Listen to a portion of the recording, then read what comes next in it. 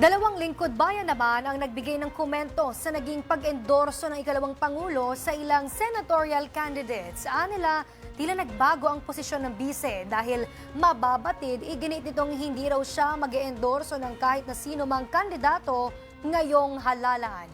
Nagbabalik si Simon Ong.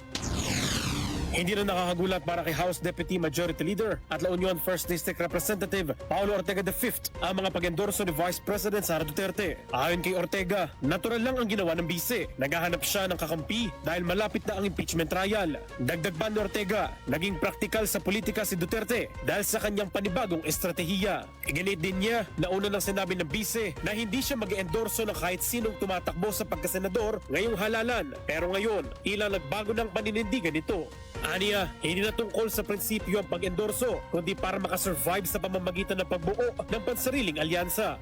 Kaugnay niyan, binigyan din ni Ortega ang kahalagahan ng consistency ng mga kandidato at lingkod bayan sa kanilang paninindigan, lalo't nakaantabay ang publiko sa kanilang bawat kilos at galaw.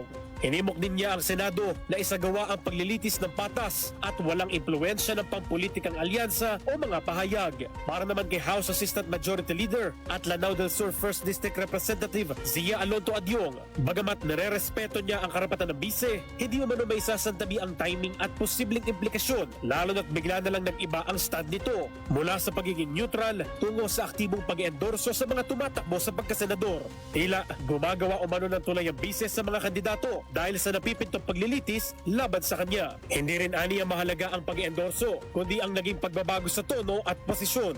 Iginit ni Adyong ang kahalagahan ng pagiging patas at independent institution ng Senado sa paghawak ng impeachment trial.